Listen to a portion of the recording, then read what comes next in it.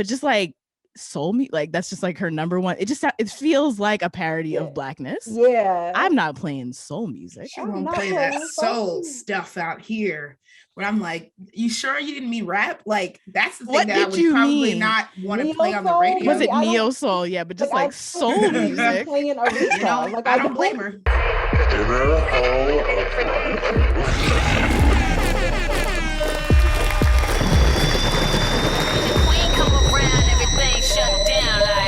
This episode, we're talking about a pissy concert going experience, some rather strange interracial dating encounters, why there ain't nothing wrong with a little bit of poopy in your mouth, dick cakes, plus some reviews of some sensual television episodes, and much more. All right, let's get into our first segment. It is called Fuck Is This? It's a moment to discuss, rant about, or laugh at nonsense in the realm of sex, love, and dating. And we have a lot of fucking nonsense for you here today. So I'm very ready to get into it. The first one is about interracial dating. So there's an article written in the New York Times called "Do You Hide Your True Self While Dating?" Rebecca, do you hide your true self while dating? I'd like to think I don't. I'd like to think that I make a special expert to not do that, because I want to be as authentic as possible with somebody that I'm like pursuing. But who do you hide your true self while dating? I used to. I surely used to. And then I think it was in my last relationship where I was like, I'm about to be me. And if a nigga don't like it, a nigga don't like it. And guess what? That nigga loved it. That nigga truly enjoyed. Your most authentic self is your most attractive self. All right. Well, there's an article called "Do You Hide Your True Self While Dating?" It is written by Brianna Holt. It was published November 11th, 2021. And the subheading is "When Dating Interracially, Some Black People Say That Code Switching, a common practice of adapting the way they look, speak, or act in different social settings, comes as second nature." So this will not be who is vehemently shaking her head. Rebecca is squinting her eyes. Confusion is Rebecca. Yeah. So I will just say, at least on my terms, you guys can chime in how you feel fit. But on my end, this will not be a highly analytical discussion of this article. Maybe in a future episode if people are into that. But we're here to talk about the fuck is this elements of this article. To engage in a more serious conversation, you can read the article and maybe search interracial dating New York Times on Twitter to join in on the discourse. But I want to do that. So yeah, just gonna be chatting right now. Yeah, a little bit of a kiki. Okay, so to me, this whole article toes the line of feeling sincere in some moments and then also seeming like it was written for The Onion. So I'm just going to give the sincere moments and you guys can comment on the sincere moments. And I'm also going to give the Onion moments. Okay. And I redacted it from our show notes so that nobody would read it ahead of time. So now it's been unredacted. We wasn't finna read it ahead of time. I'm dead. This bitch said, I don't do no fucking pre-work. I don't even open that shit. Don't nobody care, Sam. Ouchies. See, this is why we have beef. Anyway. Okay, so the article starts off. Last September, when Remy Barnwell, 26, started dating Ben Podnar, who is white, she was hesitant to wear her hair in its natural state. As a Black woman, she was uncertain of how he would respond to her tightly coiled strands. On her first date with Mr. Podnar, Miss Barnwell, a tax attorney in Washington, D.C., arrived wearing box braids that concealed her natural afro. 6 months would pass before she let Mr. Podnar see her kinky coils. I definitely noticed the first time she took her braids out, and I remember her feeling very concerned about how I would feel, said Mr. Podnar, 29, an audience development director for the Center of American Progress in Washington. Miss Barnwell, who said straightening her hair since childhood reinforced the idea that my natural hair was not enough, was pleasantly surprised at Mr. Podnar's response to her afro. At first, I was really nervous, but he was immediately obsessed with it, which was a relieving and satisfying moment. So then it gets weird because why was he obsessed with it? I just think that a nigga living in Washington, D.C., a white nigga, to clarify, living in Washington, D.C., working for the Center for American Progress, has seen some fucking afros in his lifetime.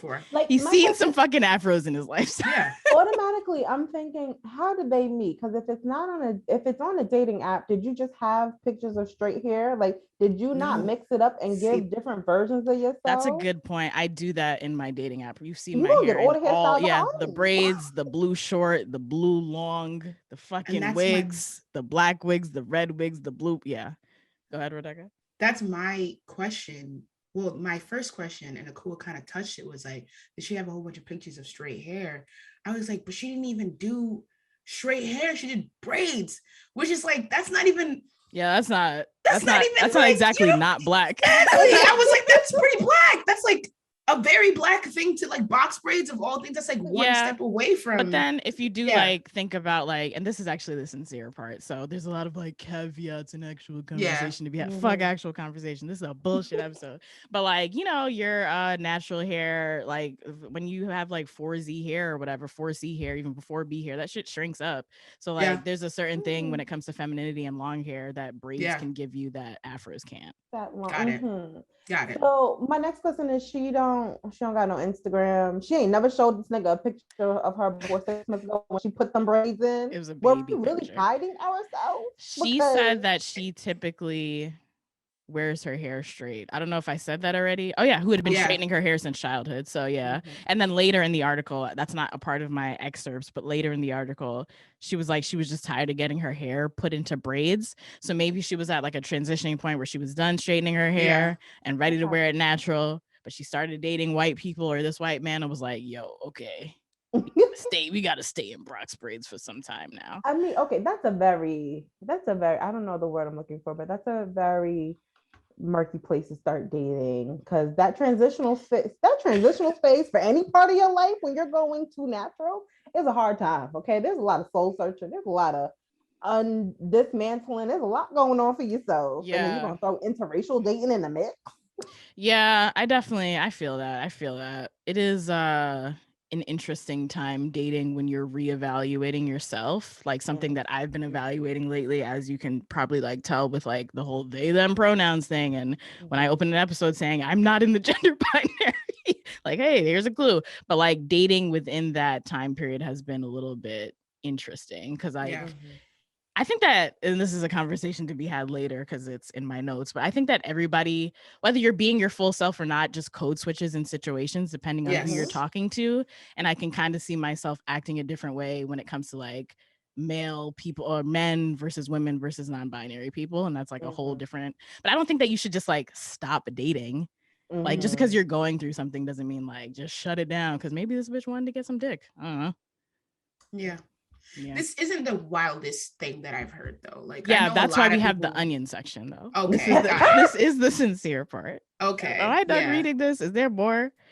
What was the last thing? For some reason, this reminded me his obsession. Yeah, that was weird. That was just straight up weird. What were you about to say, Rebecca? I was gonna say, for some reason, this just reminded me of like when we would go. Well, this happened to me. I'm sure it happened to y'all. But like when you would change your hair and go to school, and your white teachers would be like, your white teachers, bitch, your white fucking colleagues, nigga. What? Oh, should I put blonde locks in my hair? Nigga, you're bald. Shut up. Your hair grew overnight. You want to have a go, bro? You want to have a go outside? Yeah. Y'all are annoying with that shit. Yeah. Did your hair grow I hated overnight? Did your hair grow overnight? I feel like ever since 2016 though, now it's just like they've channeled those comments into, wow, I just love your hair. Like that's the only thing white men say. And my shit could be in the fucking messiest, but I just love your hair. Oh my God. So maybe he was obsessed with it, Podnar. I think it's genuine. It's a very white thing to do. And he was very obsessed with it. I believe it. Fascinating. Anyway, okay. Blah blah blah. I know a lot of people in her life have criticized her tight coils, so it's especially been nice getting to see her feel that attraction from me no matter how she wears her hair, added Mr. Podnar, who said he likes all of the different ways Miss Barnwell styles her hair. Is that band Two Knots, Miss Barnwell? Fascinating. All right, here's the onion part. I skipped some parts and then, hair isn't the only thing Miss Barnwell says she has toned down when getting to know someone who is not Black. She won't play soul music. Sorry. Okay. So that is because it's just very okay. To be fair, yeah, we've talked about it. My taste in music, garbage. I listen to a whole bunch of different genres, but it's all shit from like 10, 20 years ago. But just like soul me, like that's just like her number one. It feels like a parody of blackness. Yeah. I'm not playing soul music. She won't play that soul stuff out here.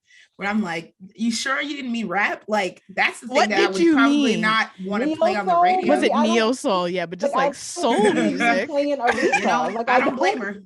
I don't blame her think for avoiding that playing neo Shaka, soul. baby. She You doesn't might like be. Charlene either. You know, whew. Sometimes you gotta avoid it if you She's don't not like trying it. to eat love and not go to the grocery store. Exactly. Okay, she won't play soul music. She wears clothes that don't expose her curves and avoids using African American vernacular English, commonly known as Ebonics, in conversations. I don't know. Okay, there's just something about the explanatory comma here. And like, I don't know. I know that it's also known as Ebonics because like Ebony, Nix, that's where the word comes from. But nobody calls that shit Ebonics anymore. And so to say commonly known, like, do we speak Ebonics with each other? Like, just say slang. Yeah. Just say black slang. I don't know. Okay. And then this is the real kicker for me. I also wore my Birkenstocks to my first date with Ben, which I'd never wear on a date with a non-white man, Miss Barnwell said. Why would you wear Birkenstocks on a first date anyway? Like, okay, what? Birkenstocks are fucking comfortable, nigga. And I'd be dressing like cozy as shit. I'd be dressing cozy as shit, nigga. Damn, I didn't realize I was and coming these at niggas love it. These niggas love it. Are not the only shoe the bitch could have wore. Like, I'm sorry, I shouldn't call her that. But like, you could have worn anything. Okay, yeah, I've never worn Birkenstocks on a first date. I just imagine her like, yeah, go ahead. Going to her closet and be like, yo, I'm about to kill this nigga with these Birkenstocks. These are the white man's ones. Like, these are the ones that was the white man's Jordans or something like that. Yeah, I don't know. That's just okay. I have never worn Birkenstocks on a date. Would I? I don't know. I don't care. It depends on the date. First of all, like if you're going to the fucking Met or something like that, you're not gonna wear Birkenstocks or whatever.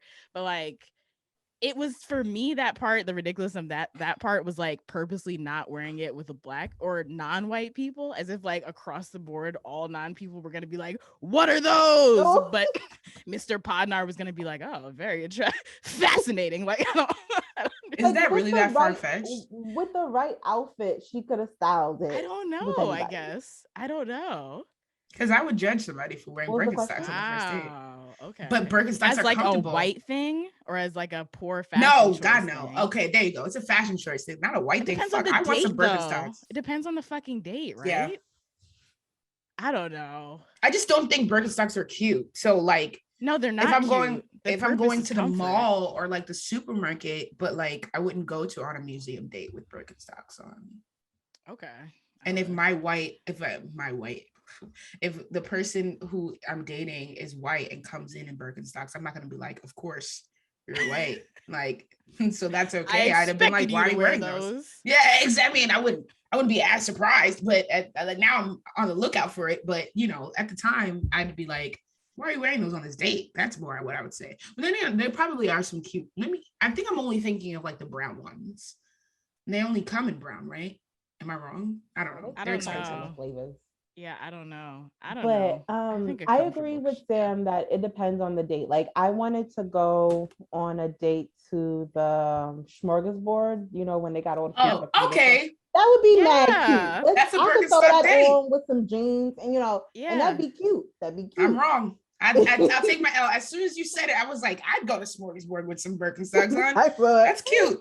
It's like a little fair festival. But it would never like Queen's Food Market or whatever the fuck, you know, something like that. But it would never be because the nigga was white. It'd be, is this the outfit I'm about to put on? Right, exactly. Yeah. My personal fashion choice and comfort. Yeah. Does it fit the setting that we're about to be on? Not because they not black, because black, white, Latinx, I'm about to kill this outfit. That's a fact. Yeah. I'm about to see. So I don't know, just like the fact that it was specifically Birkenstocks, that also felt like a parody article. Like, what's the whitest shoe I can think of? I don't know. Do these still exist? Ebonics. It was right after the Ebonics and Birkenstocks. Like soul music. What's going on here? I feel like Miss Barnwell like all of her name like, doesn't sound real, by the way. It And neither doesn't does either. his. Podnar sounds like Nah, podcast. I don't know. I believe Partner is a white name, but maybe Barnwell. Not even as a white or black name. I ain't never met no nigga named Podnar, and I ain't never met no nigga named Barnwell. Barnwell sounds like Barnes. I can see it. Okay. Black people, we got fancy with the name making. Okay. I was gonna say, I feel like all the things that like she chose to hide or switch about her We're blackness very are obviously like, black or white. yeah, Very stereotypically black or white. Yeah. And I was like, in your doing this, it's weird. Like it's kind of missing the point. And like I'm looking at soul music, I'm like, white people love soul music. They took it. Like they love it. They love soul music. She's afraid to listen to jazz. I'm like, that's they love it just as much as we do, if not more. They were taking that shit. So I'm like, point, it wasn't like she's afraid to listen to Afrobeat, you know? Yeah, you know what I mean? That's something that might have like I don't know, I keep doing every time we say a different beat, I go, yeah, you know, like because that's what it feels like. So yeah, this is a South Park episode. Anyway, okay, so let's go to another sincere moment, which has its caveats, whatever. You seem so disappointed. Like, I'm not here for that. This is the ridiculousness. This is a different rounded. Yes, this is a different person in the piece. Also, the fact that they just gave full names, I don't know. This is very embarrassing. But like, thank you for sharing your story. Joseph Lamore, 38, a journalist and illustrator who lives in Washington. Oh shit, was this Washington D.C. or Washington State this whole time? Oh, wait, no, it is D.C. It is D.C. Yeah.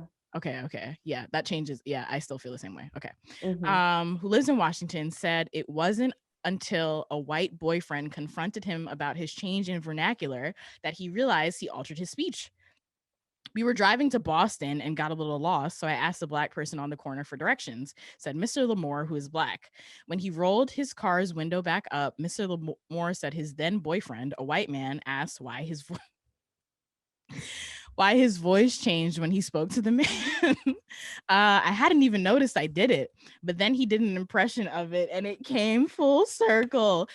He said, I would love to be a fly on the wall for that impression. And on a fly on a motherfucking steering wheel. That's the window going back up. So why did your voice change? You said, yo, yiggity, yo, where's the gas station, bro?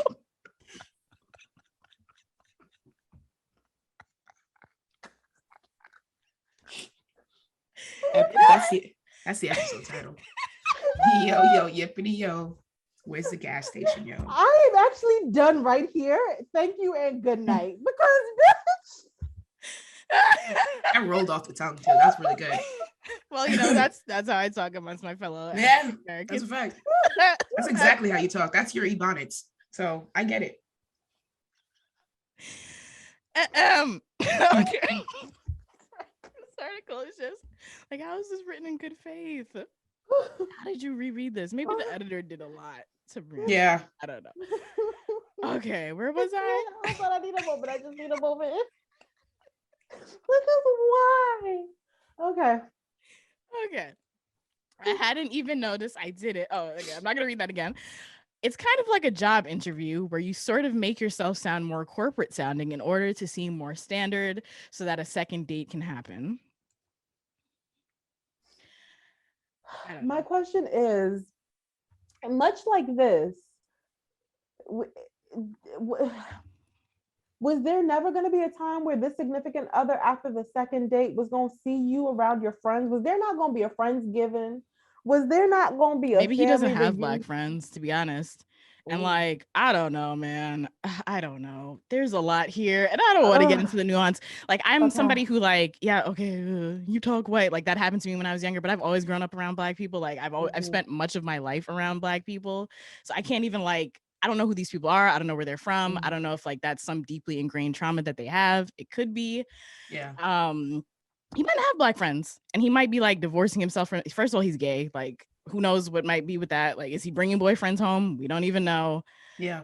What is his real self? Like, was he code switching? Like, is his homeostasis how he talks to his boyfriend? And was he putting shit on for the black guy? Yeah. Which is what I was thinking. Yeah. I was going to say. And like putting it on extra because like he is also a gay man in America. So like, I'm trying to get these directions. I don't want nobody to fuck with me. So I'm going to like do this like fake hard shit. I don't know.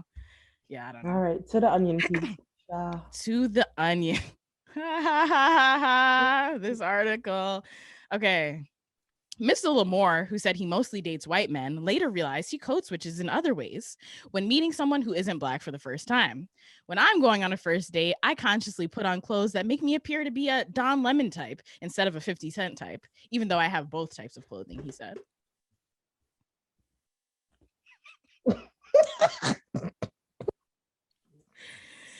Was it Trey Parker and Matt Smith who write South Park?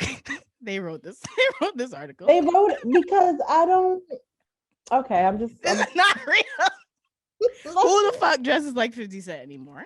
50 Cent don't even dress like 50 Cent anymore. type? What's it? Is it the fucking wife beaters that wife beater like, and that were popular? The wife beater and the bulletproof vest. And the bulletproof Like, what the fuck are you talking about, nigga? What and are you honestly, what is talking even about? Don Lemon type? A suit? The nigga's on CNN. He has to wear a suit for work. Like, what are you talking about? It's like a parody. Can now put on a suit as he goes meet with the people who create power. Like, what?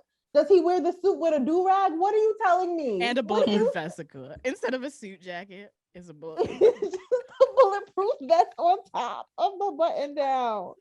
Like, what are you saying to me right now? That was just racist. I think that was just straight up racist. Like, yes. Like when Fielding, I wonder if when Fielding for this article, like, did the journalists actually talk to people, or were these like email? You know how you do an email interview sometimes, and this is just a white nigga. Like, this is a member of the Proud Boys, like pretending to be a Black person. They like Don Lemon, right? And that 50 Cent. You know, the niggas love 50 Cent. And no, we don't. We don't. Not at all. He's a troll. If you're dressing like 50 Cent out here, I'm looking at you wild. Yeah. Take that fitted off, nigga. Like, only old heads dress like that. If even anymore. Yeah. So that was the article. Ooh, ja. Any thoughts? I was gonna say, and I mean, I did read what you wrote, but like my thought process was like, we're not condemning code switching as a whole, just so everybody knows, like everyone fucking code switches. Like I code switch for sure. Like I'm not going into work going like, yo, what up, my nigga? You know, I'm not doing that. Yeah, I'm not urine at work. You know what I mean? There's a time and a place for everything. You can ur with a U at work, but you have to ur with a E with your niggas.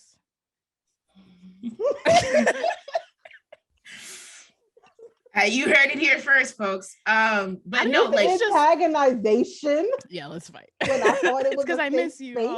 I'm looking for physical contact in any way I can get it, even if it's coming to blows. I don't think it's just like work though. It's like everybody. Like I don't talk to all of my friends the same way, you know. Like I don't talk to my dad the same way that I talk to my brother, the same way that I talk to somebody I'm going on a date with. Like that's true. Interracially, intraracially, I just feel like we all code switch. Like that's just, I think that's human nature, because as human beings, we are always trying to like build community, and some communities seek out different things and bond with each other in different ways. Yeah. We as social beings adapt to the environment, whatever that is. Yeah. Regardless of where it is or who it is. So there is going to be these forms of code switching or altering to fit in or to, you know, blend in to whatever space. And there's certain degrees to that. So like I'm not walking into work. I'm not walking into work saying you're, because I don't expect them to respond. But I do a call and response when I walk into work. I what would I say? So it's a good morning, like it's a very sing-songy thing, but I expect that response back because I'm a Black person that likes call and response. Or me and Dave, I don't hear him, but I probably should. You need to start, okay? But what he does is this thing that I think he got on TikTok, and his group of friends do it. They go, Hoya. And that's a call and response. When he says Hoya, you gotta Hoya him back. Aww.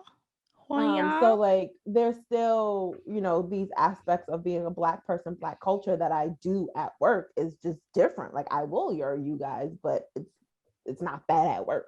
Yeah. It's not that with my kid, but I am gonna start yurring him. He's gonna know we both. Yeah. My other thing about this article was why was it so centered around black and white dynamics? Like that's the only type of interracial couple that exists. Exists. Period. Everybody else is just a couple. That's just the answer to your question. It's That's only it black and right white. there. Yeah. When you say interracial, they say black and white, not a Latinx person and a black person, not a Latinx person and a white person, not an Asian. Nope. Not all the different types of couplings there could be. We got black and a white. Well, that sucks, but no nuance needed. Shall we move on to the next thing? Oh, yeah, that was a good one. Okay, let me do a little share screen. Hilarious. Y'all can see that, right? Yes. All right, next up is a tweet. One time this girl shitted in my mouth when I was eating her ass, but I kept going because she was about to nut.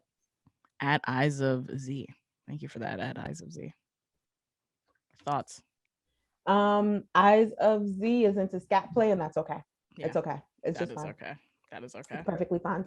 I don't think you needed to frame it around that. I don't think you needed to tell us, but that's what... that's it right there. You didn't have to share that with us. Yeah. It's the commitment. Okay. But you didn't have to frame it around like, oh, because she was about to nut. Because if a girl shat in my mouth when she was about to nut, I would have said, hey, we need to stop because you shit in my mouth because I'm not in scat play. So exactly. There would have been no orgasm reached because we're stopping right there. I don't like this. I'm safeguarding this right now. I don't approve. I'm not into it. Yeah. Thoughts, Rebecca? I don't know. Have you ever shat or been shatted in? Whether purposely or by accident. I've done anal and I've always been worried that like poop is gonna come out. So like that's a thing. But like I always stop and I'm like, yo, don't fuck with me because niggas are weird. Not weird, but they just be committed and they just be like, yo, wipe it off. And I'm like, no, I don't want to keep going if I do that. But that never happened, thankfully. Even if it did happen, I wouldn't admit it. So but either way. I was gonna say I appreciate the commitment, but like no. Yeah. You were trying to get some points and I'm not giving you any points because you should have stopped. If you didn't like it. If you didn't like it, we're not shaming. I'm sorry. It just felt like it wasn't like, oh, I love it. You know, it was great. That was the added bonus. It was like, oh, that's not something I'm into. Like I'm a hero. I was if that was against your boundary, then like it's okay. Yeah, you're actually doing a disservice to yourself. You can nut at any point in your life, but you can never take shit out of your mouth. Okay. Okay. So yeah. Also, I don't know. Okay, never mind. I don't know. The whole ass eating thing has gotten a bit far ahead of its. Like, I don't know if like how less people are likely to come from penetration, but at some point it was like that's the only way I come. It's like, nah, a lot of you are lying because statistically that's not true. Y'all niggas really coming from ass eating, or did Janae Aiko make that song? And now it's like that. I don't know. That was one of the first things. I agree. There's a popularity to it that I'm like, a lot of y'all are not eating all this ass, and a lot of y'all are not enjoying it. And it's okay. We don't have to make it the go-to. Yeah, just because Kevin Gates said it, does it like? Do we have two phones? One for the plug and one for the load? Just because Kevin Gates said that too? Like what? No, a lot of niggas do now believe that they have to have two phones to be a business person. Blah blah. Like it's ridiculous. But like yeah, I'm entering sexual encounters and I'm like, yeah, all that anal stuff, not for me. Don't need a thumb in my butt. I don't need just because Future said it, yeah. I don't know. I don't. Yeah. Yeah. And I agree. I think that there's a popularity around it that everybody's doing it and enjoying it now. Y'all ain't. Yeah. But if you are. Yeah. If you are, get yours how you get yours. Oh my God. Imagine if she shitted in her mouth or their mouth and was also faking an orgasm. Yeah. So then no party involved. Really nobody was even satisfied. Kevin Gates was satisfied. He said eat the booty. Okay. We're doing it out here for Kevin Gates. And the crazy thing is that not crazy, the wild and ridiculous thing is that that more than likely is what happened. I will bet my money statistically that they are out there acting as they enjoy it. Now you got shit in your mouth, but you enjoyed the shit in your mouth. You don't want to tell us, but you enjoyed it, so it's fine. It's fine. Very, very layered, very layered. All right, next thing is a tweet. If I pass the cake table at your party and this is on it, I'm taking my gift and going back home. We probably have to censor this for YouTube, But can somebody explain this cake for me, please? So this cake is one of a black male's torso, a black penis owning person's torso. It has pecs, a 6 ab, and then what seems to be a very long and curved penis shaft with chocolate sprinkles as pubes. There is also an almost rolled blunt, a couple dollars. $200. Couple Oh, hundred. a couple $100. I'm sorry. This nigga got and then bands. what appears to be cum. The penis has also came. Okay, it has ejaculated. Mm-hmm. Mm-hmm. All right. This is a lot. I'm gonna actually stop. Celebrating. What are they celebrating? Oh, you forgot the medallion though. Cool. Oh, I forgot the medallion. Yes. What is the occasion? What is the occasion? I'm gonna stop sharing so I don't have to Just blur in out the case. entire video. Mhm. Yeah. Yeah. Continue on that. What's the occasion? There's no words on it. Is exactly it. What was the reason for this cake? Why did it have to come? I don't know. Because maybe the occasion is the birthday of a very narcissistic penis owner, you know. Mm-hmm. Why did it have to come? What does that signify? Because to be me, that would coming? signify like you just come, like bro, like you about to roll a blunt, you got a couple $100 and you're just nutting, like you can't even help it. Like, and then I'm like, is everything okay?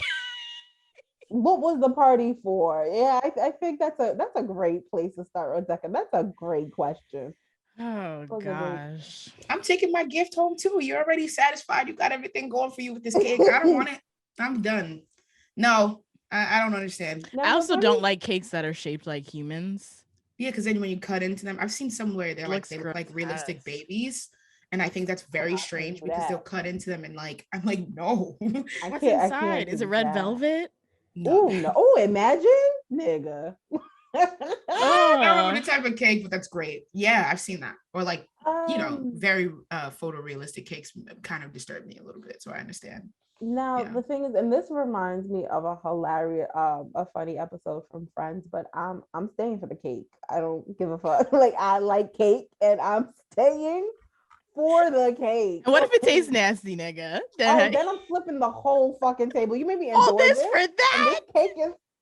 If this cake is this, I'm flipping the whole fucking table. What's wrong with you? I'm not gonna open it again, so I hope you guys remember the dimensions. But the penis is very like disproportionate to that torso, and then also so is the blunt. Mm-hmm. Because the blunt is like half the size of the penis. Yep. What the fuck? Penis is almost at the nipple. Yeah, it's up. The penis curved towards the nipple. Yes. I wonder is it actual cake or did they just use a banana? Because I'd be pissed if it was just a banana. Imagine. That's kind of a big ass cut into it. That's a plantain. Ew. Oh no, not a plantain. That's not cake worthy. It's not. I'm so pissed off. I don't want to talk about this anymore. I don't think I'm taking my gift and leaving, but if that cake is nasty, somebody's not to fight me. Yeah, I'm not gonna somebody's got to square up. I'll leave the gift and leave and like don't invite me to things anymore. I don't think I'm not coming to anything. I don't think we're compatible. That you are doing. Yeah, I never like stuff like that though. Like I don't really like boob cakes and all that kind of stuff. I'm just not particularly into it. Things in person. Yeah, that's good. I've never seen these things in person, but yeah, I guess good friend circle. Shout out to you guys. Okay. All right, our next thing is this Sophie Urista story, Rebecca. Sophie Urista. The notes are in my phone. Great. Yes, Sophie Urista. Because I need to hear. The last name kind of sounds like it sounds like urine. I thought that was a great way to start. I was like, wow, what a fantastic starting point. So Sophia Urista is the front woman for a cover band called Brass Against. They cover songs from metal bands like from Soundgarden and Black Sabbath, and she was on the stage performing a rendition of Wake Up by Rage Against the Machine, and she was just like chatting about having to pee. She said it a couple of times. She's like, I gotta pee, man. I don't know. Like, is anybody ready for this? And she goes, yo, that guy that's carrying a can, there was a guy in the crowd carrying a can on his head. And she's like, I'm about to take your ass up here. I'm gonna pee on you. And why did he have a can on his head though? I don't know if he was just like holding it or like trying like a paint bucket. It just says, hold on. It like a tin can. get my man with the can on his head ready, because we're going to bring him on stage and I'm gonna piss in this motherfucker's mouth. So you don't see that part, but you do see her singing on stage. She continues to sing as she's urinating. That's pretty fucking badass, bro. That's I'm not gonna lie. I can't even pee and talk to somebody. So she's like, I gotta pee. I can't make it to the bathroom, so we might as well make a show out of it. And like, people were wilding out. And the official statement for Brass Against on their Twitter, they were like, we had a great time last night. Welcome to Rockville. Sophia got carried away. That's not something that the rest of us expected, and it's not something you'll ever see again at our shows. Not the drummer in the back, not being able to keep time like this. Yeah, they immediately were like, nah, we're not, like, totally threw her to the wolves. But she we also, don't know her. Like, in her we don't know her. Don't know her. That was weird. You're never gonna see that again. And she's, she talks about it, and she says she apologizes for what she says is too far, and she's not a shock artist. But like, people were saying, like, don't apologize for being a rock star. This is rock and roll here. We're just peeing in niggas' mouths. No. What I didn't like was she was like, people are too sensitive. If a man did it, it would be okay, and if they were white, it would be fine. Now, Sophia is not a woman of color. Yeah, I would say not these days. In the past, though, I think, rock niggas just sit on stage, bro.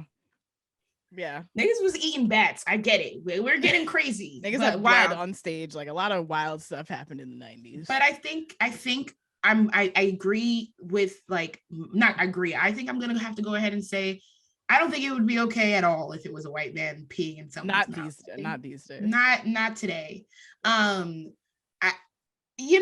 I think the reason why I'm not like, so like, this is horrible, because I'm like, she said it before the person came on stage, and we said, you're gonna come up here and I'm gonna pee in your mouth. It's not like she brought somebody, because you know how you bring somebody on the stage and like, it's just like a dance, you're in for a surprise, and then it's like pee. Then I'm like, holy shit. But like, the man with the can was with it. Well, I mean, I wouldn't say that, because there's a lot of pressure in the situation. Just because she said it does not mean that he consented to it, because there's a lot of pressure in that. Because you don't want to look like the guy who like got offered to get peed on, and you're in the crowd and you go, nah. It takes a little bit to get on stage though, and to like, he laid down. I disagree with that. She bends like, over him to an extent, but he made it. But also, why, if he has a can on his head, why are we peeing in his mouth? Why does he have a can on his head? I think that there's a lot that's not in this story. Yeah, I love that has been. I've been to a bunch of rock shows. I've never like had a can. Like, what kind of can, bro? Like a can of soda? And like like he had a pail, like Jack and Jill type shit. We have to. Why is that what we are focusing on? Someone got peed on. You're right though. Why does he have a can? Okay. And also, why was it that we couldn't take an intermission, so you got to pee? As many times as you have stated that we got to pee, there's not a producer of this show that's like, hey, let the drummer go on for a couple seconds, you run and pee. I don't think there's a not thing. I think she like got very into like her rock and rollness and wanted to do it on stage, I don't actually, I'm like not offended by this or anything like that. I don't see anything. I don't see much inherently wrong with it. I think if he was like already on stage and it was like you want to get peed on, I think that was like a totally violating consent type situation. But like, as someone who's been in the crowd and like gotten on stage, it takes you a minute to get up there. I think the nigga wanted to get peed on. He's just shuffling. Like they had so much time through the crowd to be like, I don't know if I want to do this. And if he's like still going and he's like, and then lied down on his back and she went over him, I'm like, and then stayed. Like, if you're out of it, because then if you're not into it, you're like, please stop. Yeah, I think nobody in the crowd consented to see that. Yeah. Though. That's true. Could be taken as a sexual act or just indecent exposure, and I think that was not fair to them or the band members involved. But if them band members were like, no, yeah, they were like, bitch, we are a cover band, nigga. What the fuck? Yeah, I feel like Zach De La Rocha wasn't peeing on people. This is not a Rage Against the Machine thing to do, or maybe it was. I don't know. But like, if everybody was consenting, I'd be like, that's fucking rock and roll, son. Also, I do find her very attractive, so that might be maybe that's an influence, because I saw her and I was like, oh, she's bad bitch. And then also Mm. Turner is also a bad bitch. So I'm like, I might shuffle through the crowd a little bit, you know. I am not into golden showers. Me neither, I but don't she's find sexy. this lady attractive. I don't listen to rock and roll, and all of this is strange to me. Strange at Rock the and roll, least. baby. Oh man. All Mm-mm. right. Is that on that? Yes. Ooh, it Okay, is. baby. great. All right, let's get back to the show. We're starting off with our segment Ask Media. This is a segment where we give book, TV, podcast, film, etc. reviews that relate to sex, love, dating, and or gender. We have one spoiler. Is Goop spoiler free? We have I two mean, spoilerish reviews. yeah. So if you want to watch either Goop or You on Netflix, you might want to skip this. But if you don't care, partake in the last 15 minutes of this podcast. Rebecca, hit it. Yeah, so for some reason, and I say for some reason because I don't understand why people recommend things that are things I would never watch. But for some reason, I was recommended this episode twice in my lifetime, where someone said, you know what, you would love this. Sex, Love, and Goop, episode 3, titled Your Mom Can't Watch This. I did not love it. I don't. Is this a sub to like, do the people who recommended this, are they listening? I hope so, because don't. I want to know why you love it, and I want to know why you thought that I was gonna that this was gonna I jive with see. me. When you host a sex podcast, people are like, "Oh, this relates That's to true. sex. You'll love it." this, and Yeah. I don't. So don't do that. So we had watched the trailer for the show as a united front, Yes, and we did. we all decided that it wasn't for us. But I was like, you know what? Let me do this. It was very. I think the best way that I could describe it, it felt very. I don't even know what contrived means. So I don't know why I was going to say that. It felt very sterile. Like everything was just like very surface level and like super smiley and like, yeah. And I was just like, I'm uncomfortable. It basically, they have parts of the episode where they're all sitting around in a circle as couples and they're talking to Gwyneth Paltrow and some other lady that I never got her name. I'm sure they introduced her in the first episode, but I didn't watch that. And they're just talking about like, being in relationships and their issues and stuff like that.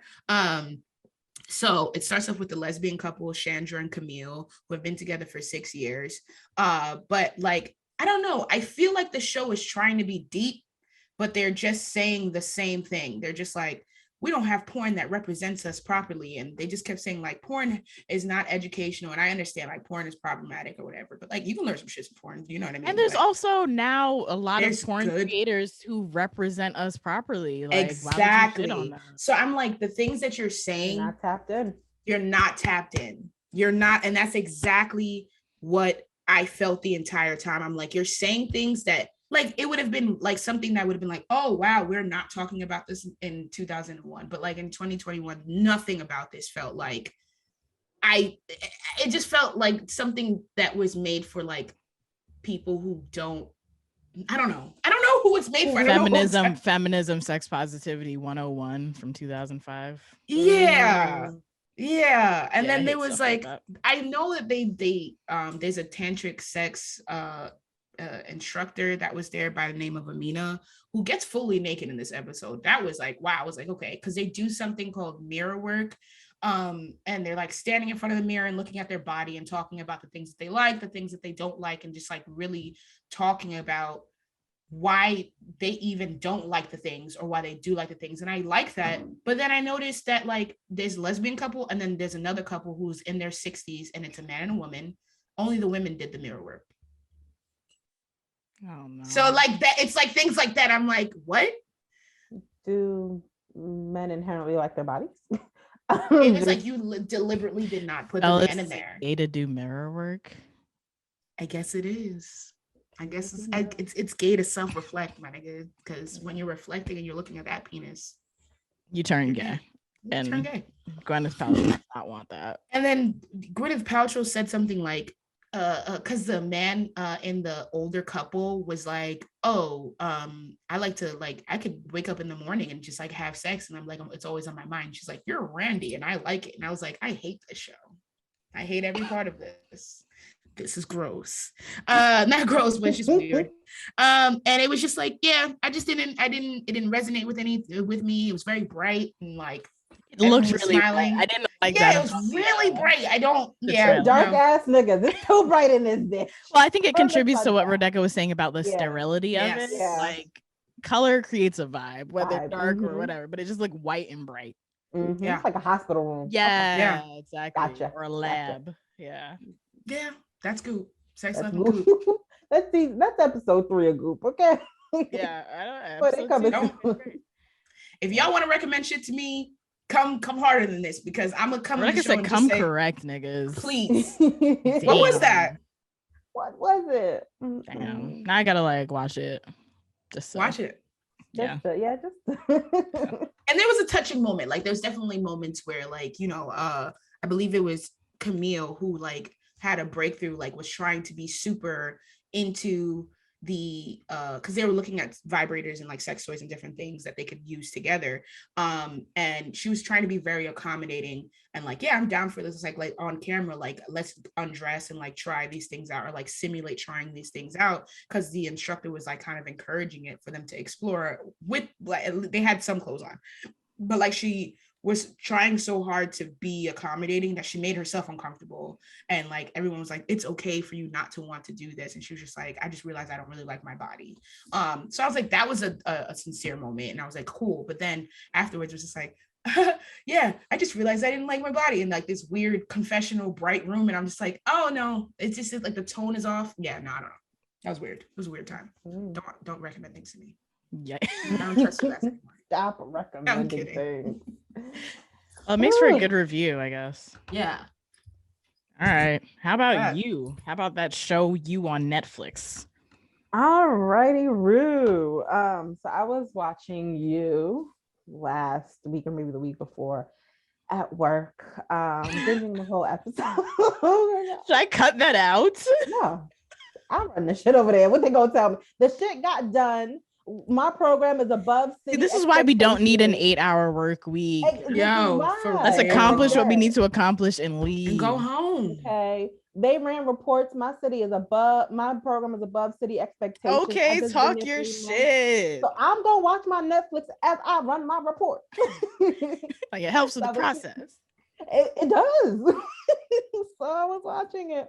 Because I know it came out in October, and I just like wait for all the buzz to pass before I tap into things. So I'm not influenced because sometimes I am. Mm-hmm. So I'll be talking about You season 3, episode 8, titled Swing and a Miss. And a quick summary is You is an American psychological thriller TV show which follows Joe Goldberg, a white man who stalks and kills for women he believes he's in love with. Mm-hmm. And sometimes kills them. And then kills them, yes. Not sometimes, he all the time. Not yet. Season 1. What do you mean? He didn't kill I'm sorry, her name is Prudence in Sabrina. Oh I yeah, don't her name is remember what- Marianne Yes. in this one. Yeah. In season 1, he crossed paths with an aspiring writer and begins to stalk her on her social media and through technology, obsessing about a delusional relationship with her ultimately rejecting him and dying by his hands. Season 2, he then moves across the country to the West Coast to start over because he has to run from all of that. Falls in love with a local heiress who he begins to stalk and kill for, as well as stalking his journalist neighbor and her 16-year-old sister. I had a lot of points of contention with season 2 because it got I didn't like a lot of it. I was like, but okay. And then here we are in season 3, where he and the local heiress that he loved and killed for moved to a suburb in San Francisco to escape their old life of love, violence, and murder and start anew. So there's a lot of killing and then running away. So in the last part of episode 7, didn't get the title of it, there's a character named Sherry who is now Love's so main characters here are Joe, Love, Sherry, and Carrie. Sherry plays Love's new best friend in this San Francisco suburb, and she proposes to Love that she tries swinging with her and her husband. I didn't like the way it was introduced because we as friends. When you say you didn't like the way it was introduced, do you mean in terms of the writing of the show or in terms of how the characters introduce it? I don't know if I can tease that part. I think the writers purposely made it not the healthiest situation because these characters were purposely like very flawed people. Mm-hmm. I don't think it personally. I don't think that it was poorly written. No, I don't. Okay, there. Thank you. So no, it wasn't poorly written. I I didn't like the words. The characters, how they introduced. I haven't seen the season, so I have nothing I'm to. dead. I thought you watched it this whole time. I I'm know. so sorry, Rodek. I'm just spoiling everything. And I know. for you. I was really like, I thought that on our meeting you said that you watched it. My bad. no, I was going to. I looked at it and I was like, I can't be the one to be like, but I haven't watched the show. So I was just like, but I would watch something. I would watch something even if it's spoiled for me. So I'm fine. Yeah, I just don't think I like this being a plot turn in the storyline. Words. So that there's an introduction in episode 7. The bug is put into the air, and we get to episode 8. So we have Love and Joe. Love is trying to spice up the marriage with Joe because she can feel his disinterest. Joe, he is the narrator. He does the narration of the show as well. And he lets us know inside his head that he's using ethical non-monogamy as a gateway to inevitably break up his marriage so he can go gallivanting off with the new woman he loves. Mm-hmm. He also identifies himself as a serial monogamist. So Joe ain't in it at all. He ain't with the shits, but he sees this as a way to end things with love so he can go off. It is in episode 7, it was introduced that Sherry and Carrie, her husband, are in an open marriage. Joe goes on to describe Polly as quote unquote flatlining marriages dying gasp. I was like, that's a lot there. Yeah, that kind of hurt my feelings. That's a motherfucking You see me, right? lot. Like, I don't like that. In the setting up of this, what really got on my nerves is that let me not say this because I'm not a poly expert. Maybe you guys can shed light on that, but they identified poly as the same as swinging. And not the same. They're not the same. Thank you. I was like, no. So he was like, poly, aka swinging, aka the lifestyle. I'm like, poly is not just swinging. Mm-hmm. So to make that conflation irritated me. But it's TV. Can I step in? I actually liked that they did that because Joe doesn't know what the fuck he's talking about. So he's like the unreliable narrator type trope where it's like he goes off in his tangents in his head where he's like, and I know this, and I know this, and I know this, but like everything he's wrong. Like he's wrong. He thinks he's Dexter, but he's really like a bumbling serial killer who like can get caught at every turn. So. Well, I didn't like that because it sounded like he was quoting from a book. And they actually showed that book. I can't remember the name of it. It was blue. Was it obvious that he was incorrect in the show? No. To me it was, but I am actually not monogamous. Exactly. Yeah, so, exactly. And I don't know. I think as like someone who's watching the show, knowing that Joe is always fucking up, I think that there were clues there that Joe doesn't know what the fuck he's talking about. But I think if you're just like taking it at face value and not too knowledgeable about non-monogamy, then you might be like, oh yeah, a dying marriage is failing grasp or something like that. I'm sorry, I've lost my point. Okay. So the episode starts out with him reading about poly because his wife wants to do it and he's using it as a way to end their marriage. And you know, as we know, to open up a relationship, you need a solid foundation. You know, we need a solid foundation to do this from. But here in this marriage, Love is emotionally and physically cheating on her husband with the neighbor's 19-year-old son. And Joe was emotionally and physically cheating with his boss at the library. Yes. We ain't solid. No. Nor has he communicated to her that he no longer wants to be in a marriage with her. So we not solid. We far from solid. This is jagged rocks. It's horrible. It's horrible. But again, we are moving on. So they have this first meeting. Throughout the episode, there's like talks of them kind of highlighting that they know that they're not solid and they're unsure about this, but they decide to go to the experts, quote unquote, Sherry and Carrie, to help answer some questions and kind of really push them into doing this. That was their goal. So I like the way that the first meeting was set up. It took place in her bakery, and they had like all the shades drawn. I'm like, y'all don't need all of that to have a conversation. People know y'all are friends. Yeah. They can't hear through the glass. Like, why is this such a secret thing? But okay. Shades are drawn. There's nobody. The bakery's closed for service or whatever, and they're talking. And they started off with a non-disclosure agreement, NDA. They were like, before we get into anything, you got to sign this. And I liked it because it kind of set confidentiality as a boundary. It was like, we gotta, the suburbs, there's cameras everywhere, niggas be talking. We gotta let this know, this don't leave the four of us. I like that they discussed STDs, menstruation, and childcare. That was like very much, hey, where are you? Where do you stand on this?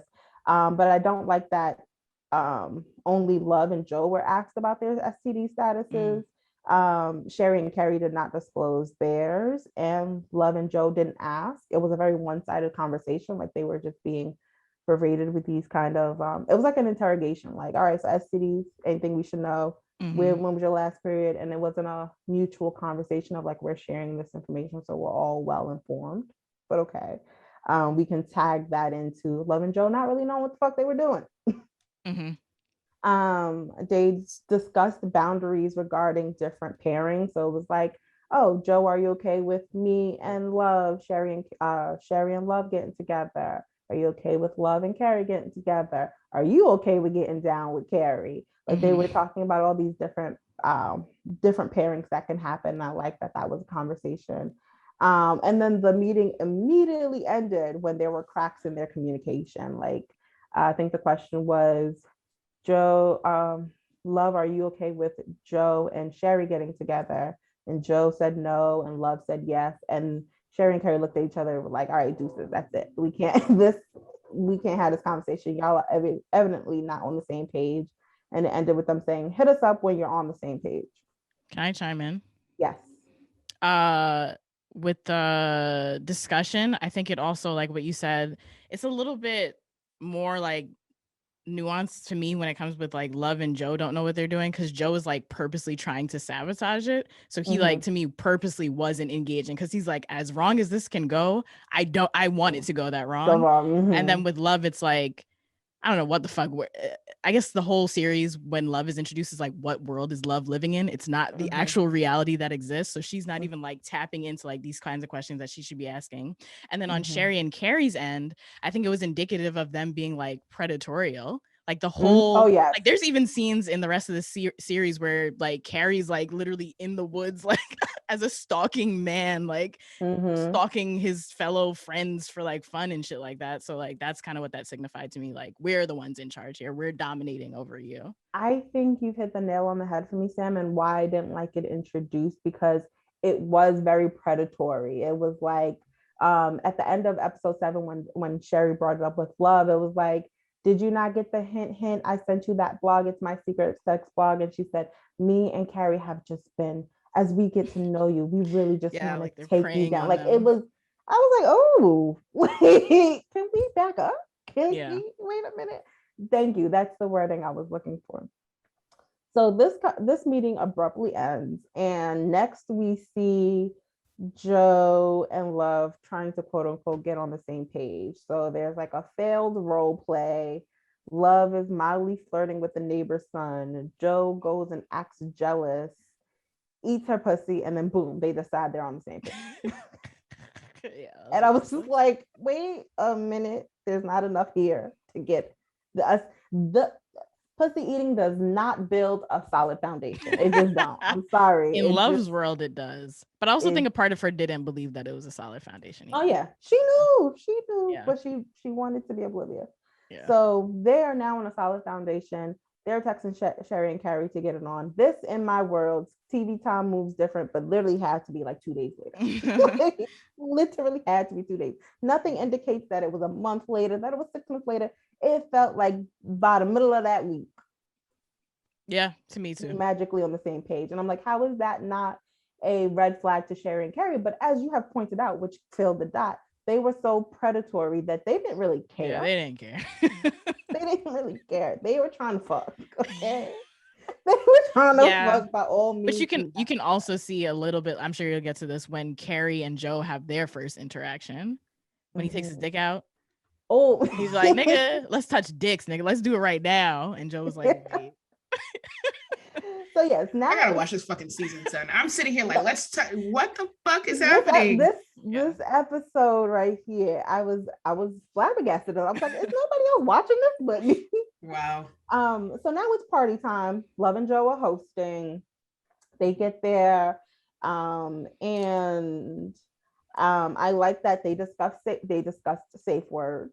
I was like, all right, we didn't put safe words in place. They did activities to create intimacy and to build comfort. But like Sherry and Carrie roll up to their house with 3 full carry-on suitcases and a book bag full of toys and other things. Yeah. They brought in toys that were not prior discussed because Joe was like, is these niggas moving in? What's in all these suitcases? Yeah. I was like, why is everybody surprised that y'all got all, but why do we need all these suitcases? But why are we surprised that you have all these suitcases? Yeah. So that was a no for me.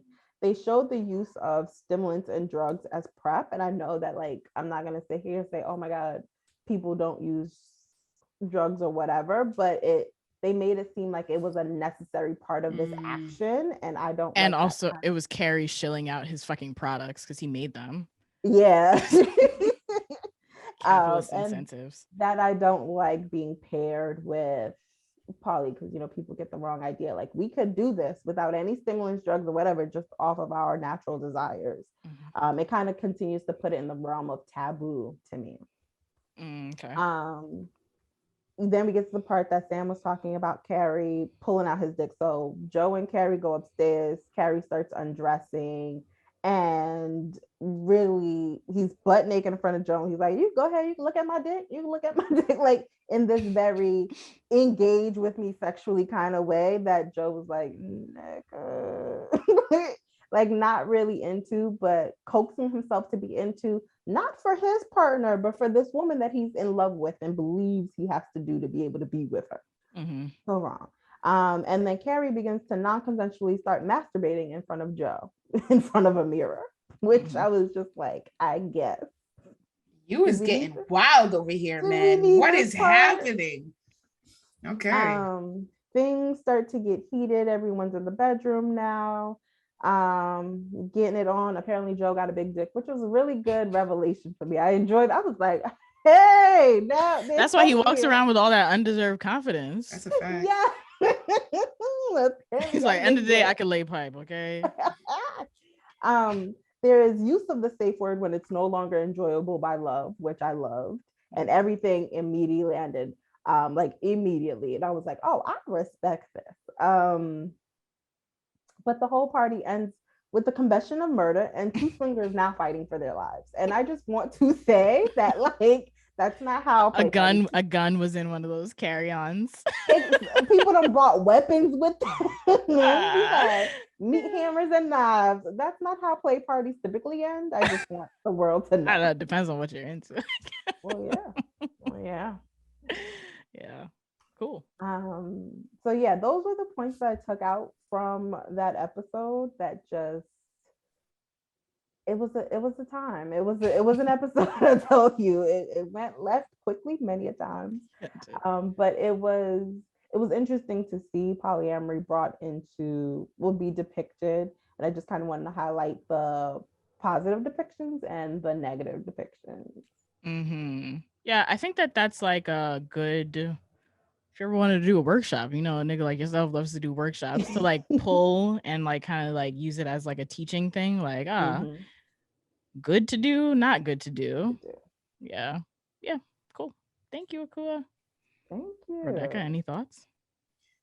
Like I said, you just gotta watch the show. Yeah, I just gotta watch the show, and now I'm like, all right, now I know what I'm doing today, because I didn't know that we were even getting here. But yeah, I always worry when I think like the things that you're saying. I always worry about people who don't really have the knowledge about representation of ethical non-monogamy or being poly. And I guess I can agree with Akua just from like what I'm reading and what you were talking about, where I just don't like that this might be people taking Joe's words as like, because people do think that Joe is right. Like they do think that he's a really smart person and they think that he's right and he's a reliable narrator a lot of the time. So who the fuck thinks that?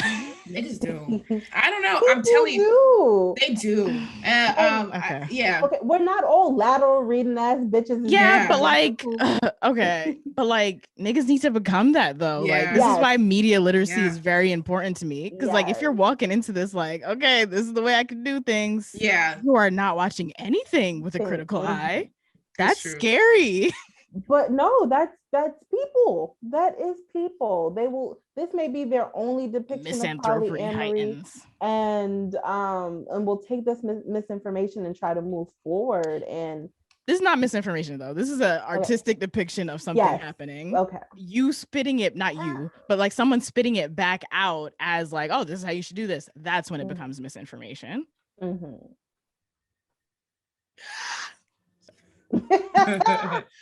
So yeah, like that does worry me because a lot of people watch this show and I don't want them, like even the line of flatlining marriages, dying gasp, like really kind of gut punched me because I was just like, I don't like that. Like I really don't. Like then what though? You know, like should the writers not write depictions of things or like no, I don't think that there's a Akua does a breakdown of every there's always somebody.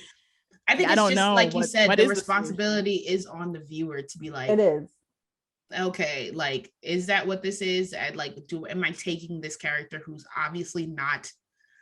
I don't understand why people do it, but I've seen like on Twitter, I've seen it on Instagram where you just like think he's like an intelligent dude who like has it all together. I'm like, he's clearly not. He is not that person. But yeah, I think it's just like, it's like you said, it's the responsibility of the viewer to do some lateral reading and like not take this one character's perspective and make it like law. And this isn't, you know, the writers could have done a completely horrible job.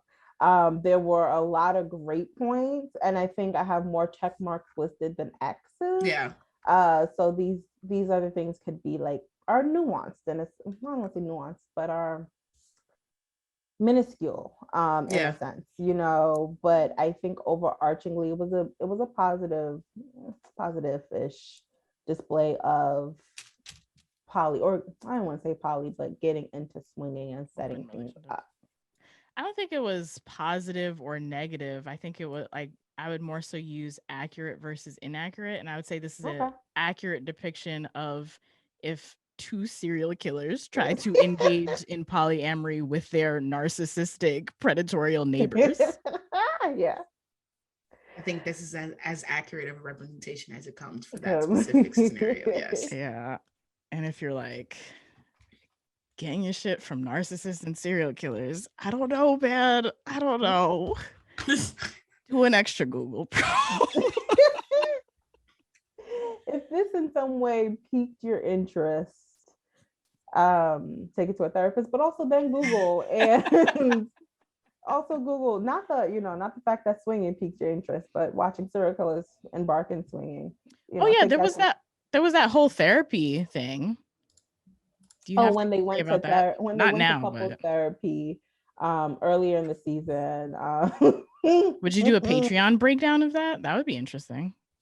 Like in the same way. Okay. Because that's even I'm more like I feel like I would personally derive more from that because I'm like, well, was this even a good therapist? Because the therapist is not a character who was a narcissist or a serial killer or all of these bad characters. Like she was just a neutral person. Like, is that an accurate depiction of what a couple's therapist would be? Yeah, I had some points of contention with that as well. So yes, I can actually do that as a Patreon. Behind the paywall, nigga. Sorry about that. That is a good idea. But yes, that is see episode 8 of You. Get into it. Thank you very much, Akua, and thank you for that Goop breakdown too.